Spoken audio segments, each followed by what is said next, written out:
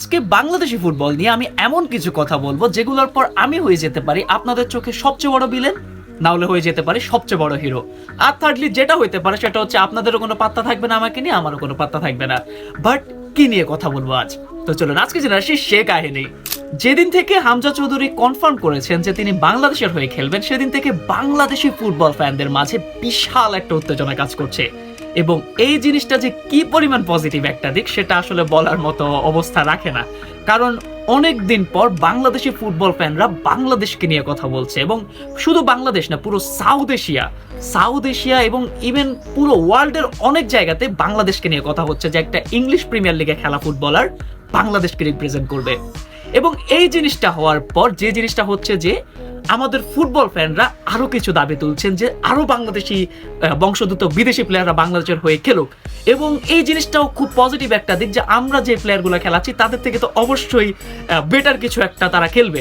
যদি তারা ইংলিশ ফুটবলের থার্ড টিয়ার ফোর্থ টিয়ারও খেলে, শুধু প্রিমিয়ার লিগ না অন্যান্য টায়ারে যদি খেলে, তারপরেও কিন্তু তারা বাংলাদেশি যারা এখন খেলতেছে তাদের থেকে বেটার খেলবে। এবং এটা নিয়ে মিশ্র একটা প্রতিক্রিয়া দেখা দিচ্ছে এবং মানে খুবই অসাধারণ একটা এনভায়রনমেন্ট। বাট এটাকে আমরা ঠিক করতেছি?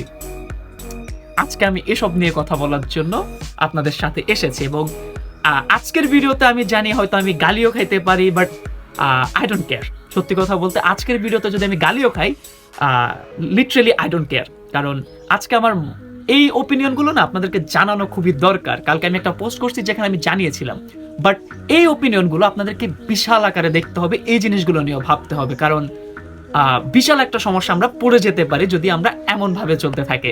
আসেন শুরুতে হচ্ছে আপনাদেরকে একটা গল্প শোনাই বা একটা এক্সাম্পল দিই।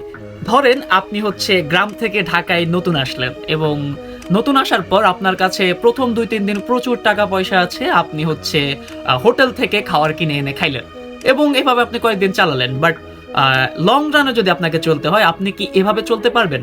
অবশ্যই আপনাকে রান্নাবাটি করতে হবে, আপনার খাবার আপনাকে বানাতে হবে, না হলে ঢাকা শহরের মতো এলাকায় আপনি এই খরচটা আপনি বহন করতে পারবেন না। একটা সময় পর আপনার টাকা ফুরিয়ে আসবে, আপনার ওই যে লাক্সারিটা আর আপনার কাছে থাকবে না। তাহলে দিন শেষে আপনাকে কি করতে হবে? আপনাকে নিজের খাবার নিজে রান্না করতে হবে। কেন আমি এই কথাটা বলছি? দেখেন, হামজা চৌধুরী, সামিত সোম, কুইন সুলেমান, এরা বাংলাদেশের ফুটবলের বর্তমানে যারা খেলছে, সত্যি কথা বলতে তাদের থেকে অনেক অনেক অনেক গুণে আগায়। এবং শুধু ট্যালেন্টের দিক দিয়ে না, তাদের পারফরমেন্স, তাদের ফ্যাসিলিটি সবকিছুই আমাদের থেকে অনেক আগানো।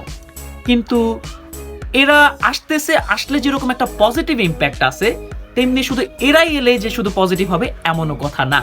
কি জন্য বলছি কথাটা আর একটু মনোযোগ দিয়ে শুনুন। দেখেন, যে কথাটা বলছিলাম যে খাওয়ার আপনাকে নিজে বানাতে হবে, মানে কি আমাদেরকে প্লেয়ার নিজে বানাতে হবে। হামজা চৌধুরী, সামিত সোম, কুইন সুলেমান, নিলয় সামথিং কিছু একটা নাম, এদেরকে কিন্তু আমরা তৈরি করিনি। এদেরকে বাইরের একটা ক্লাব বা বাইরের একটা দেশ তৈরি করে দিয়েছে, যেটাকে আমরা এনে আমাদের হয়ে খেলাবো। এবং অনেকটা এটা জোড়াতালি দেওয়ার মতো। বাট লং রানে কি এটা আমাদেরকে খুব বেশি পরিমাণ ফ্যাসিলিটি দিবে? আপনি নিজের কথা চিন্তা করে দেখেন। এখন এখানে অনেকগুলো প্রশ্ন আসতে পারে যে ফ্রান্স 2018 সালে তো তাদের স্কোয়াডে অনেকজন নন ফ্রেঞ্চ ফুটবলার ছিল যাদেরকে দিয়ে তারা ওয়ার্ল্ড কাপ জিতছে। বাট তাদের সাথে বাংলাদেশের যে এখন সিচুয়েশন, এটা কি সম্পূর্ণ মিল আছে? মোটেও না। ফ্রান্সের বর্তমান স্কোয়াড বা 2018 সালে বিশ্বকাপ জয় স্কোয়াড আর বাংলাদেশের বর্তমান যে সিচুয়েশন, এটা যদি আপনি মিল করে ফেলেন বা এলোমেলো করে ফেলেন, সে জায়গায় কিন্তু আপনি বিশাল একটা ডিলিউশনের মধ্যে আছেন। দেখেন, আমি আপনাকে একটা ছোট্ট একটা উদাহরণ দিই, তারপর হচ্ছে আপনার কাছে জিনিসটা হয়তো ক্লিয়ার হয়ে যাবে।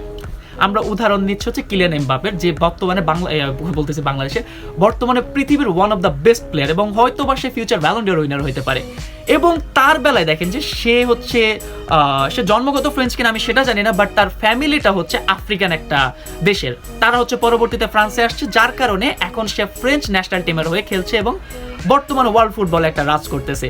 বাট এই জায়গাটাতে এমবাপে আর আমাদের হামজা চৌধুরী, এদের মধ্যে কি মিল আছে? এক জায়গায় ডিফারেন্স আছে। দেখেন, এমবাপে খুবই ছোট বয়সে ফ্রান্সে আসছিল, যার কারণে সে হচ্ছে ফ্রেঞ্চ একটা ক্লাবের সে ইউথ একাডেমিতে ছিল এবং বর্তমানে সে রিয়াল মাদ্রিদের হয়ে খেলছে। তার মানে কি ফ্রেঞ্চ ফুটবল তাকে গ্রো করাইছে, ফ্রেঞ্চ ফুটবল তাকে বের করছে। বাট হামজা চৌধুরীকে আমরা বাংলাদেশ থেকে বের করছি না, তাকে ক্রিয়েট করছে কে? তাকে আজকে হামজা চৌধুরী বানাইছে কে? সেটা হচ্ছে লেস্টার সিটি। তাহলে কি এমবাপে আর হামজা চৌধুরীর মধ্যে কি আমাদের মধ্যে একটা মিল আছে?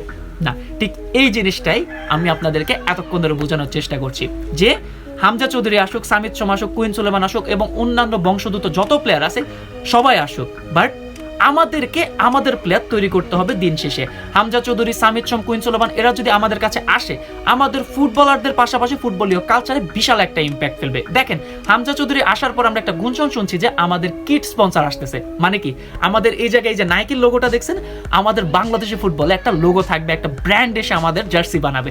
এরকম বিশাল একটা ইম্প্যাক্ট আসবে এবং আমরা হচ্ছে এখন বর্তমানে সাউথ এশিয়ার ফুটবলের টক অফ দ্য টাউন। দেখেন, এই জিনিসগুলো হচ্ছে, বাট এই জিনিসটাকে যদি আমরা পার্মানেন্ট স্কেলে করতে চাই, এই জায়গাটাতে আমরা ভুল করব। তাহলে এখন একটা প্রশ্ন জাগতে পারে যে হামজা চৌধুরী, কুইন সুলেমান, সামিদ সোম এদের মতো বংশোদ্ভূত প্লেয়াররা যদি বাংলাদেশে আসে তাহলে কি আমি অখুশি বা আমি কি এটার বিপক্ষে? উত্তর হচ্ছে একদমই না, বরং উল্টো আমি খুশি যে তারা আসতেছে, তারা বাংলাদেশকে রিপ্রেজেন্ট করতে চাইতেছে বিশ্বমঞ্চে। দেখেন, প্রিমিয়ার লিগে যখন হামজা চৌধুরীর নাম আসে তখন বাংলাদেশের নামটা আসতেছে, এই জিনিসটা তো আমাদের জন্য আরো প্রাউডের বিষয়। বাট আমি চাই হামজা চৌধুরীকে আমরা যেরকম ভাবে দাম দিচ্ছি বা হামজা চৌধুরীকে আনার জন্য যতটুকু আমরা এফোর্ট দিচ্ছি, সেটা সেরকম আমরা নোভাকে বের করতে, শেখ মোরসালিনকে বের করতে, আলামিনকে বের করতে আমরা সেরকম একটা এফোর্ট দিই এবং আমরা কিছু কিছু স্টেপ নিই। আমরা যেরকম হামজা চৌধুরীর জন্য আন্দোলন করছি বা হামজা চৌধুরীর জন্য প্রোটেস্ট করছি, হামজা চৌধুরীর জন্য পোস্ট করতেছি, তেমন আমরা আমাদের ফুটবল ফেডারেশন বা ফুটবল ক্রীড়া এরকম যারা আছে, মানে অথরিটি, তাদেরকে আমরা আরেকটা আবেদন জানাতে পারি যে আমাদেরকে কিছু স্টেপ নিতে হবে, যেগুলোর মাধ্যমে পরবর্তীতে আমরা পুরো এশিয়াতে একটা জায়ান্ট হব। ভাই, 1989 সালে আমরা পুরো এশিয়ান ফুটবলের একটা জায়ান্ট ছিলাম। আমাদের প্লেয়াররা এশিয়ান মঞ্চের গোল্ডেন বুট পাওয়া প্লেয়ার। আমাদের মোহামেডান ক্লাব এশিয়ার মধ্যে টপ 8, টপ 9 এরকম লেভেলের ক্লাব ছিল। তাহলে কি আমরা ওই ঐতিহ্যটা ফেরত পাইতে চাই না? এখন আপনি হয়তো বলবেন যে এত বড় ভিডিও বানাইছেন, কিছু সমাধান বলেন। আপনারা তো শুধু কথাই বলেন, সমাধান তো বলেন না।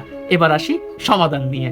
দেখেন, সমাধানের কথা যদি বলি, আমাদেরকে কিছু সিম্পল স্টেপ নিতে হবে। যেমন দেখেন, আমাদের যে প্রিমিয়ার লিগ আছে, বিপিএল, বাংলাদেশ প্রিমিয়ার লিগ, এটার মান কতটুকু জঘন্য এটা যারা রেগুলার বাংলাদেশি ফুটবল ফলো করেন তারা খুব ভালো মতো জানবেন। তার ফার্স্ট স্টেপ হচ্ছে আমাদের বিপিএল এর মান বাড়াতে হবে। সেকেন্ডলি, আমাদের বয়স ভিত্তিক ট্যালেন্ট হান্ট করতে হবে। আমাদের পঞ্চগড়ের একটা প্লেয়ার বের করে আনতে হবে, নোয়াখালী প্রত্যন্ত অঞ্চলের প্লেয়ার বের করে আনতে হবে যারা হচ্ছে ফিউচার বাংলাদেশকে লিড দিবে। তার মানে কি, বয়স ভিত্তিক ট্যালেন্ট হান্ট করতে হবে। 3, বাংলাদেশের ক্লাবগুলোর মান বাড়াতে হবে। প্রতিটা ক্লাবের বয়স ভিত্তিক দল থাকতে হবে, প্রতিটা ক্লাবের একাডেমি থাকতে হবে, যেগুলো থেকে পরবর্তীতে প্লেয়ার বাছাই করে আসবে, প্লেয়ার বেরিয়ে আসবে। দেখেন, বার্সেলোনার এই সময়টাতে বার্সেলোনাকে টানতেছে কে? তাদের একাডেমি। কিন্তু আমাদের বাংলাদেশি ফুটবলে বসুন্ধরা কিংস বাদে কারো একাডেমি নেই, আমার যতটুকু আমার জানা আছে। নোফেলের আছে কিনা আমি জানি না, বাট বসুন্ধরা কিংস বাদে আমার কারো চোখে পড়তেছে না। তাহলে 3টা স্টেপ গেল। 4, আমাদের স্টেডিয়ামগুলোর মান উন্নয়ন করতে হবে। ভাই, এখন যখন ফেডারেশন কাপ বা বাংলাদেশ প্রিমিয়ার লিগের খেলা দেখে মন চায় নিজের মাথা নিজে ফাটাই ফেলি। আমাদের স্টেডিয়ামগুলোর মান এত বাজে, এটাকে ঠিক করতে হবে। তার পরবর্তীতে আমাদের আরো ক্লাব সংখ্যা বাড়াতে হবে এবং বিভিন্ন বিভাগীয় দলগুলো করতে হবে।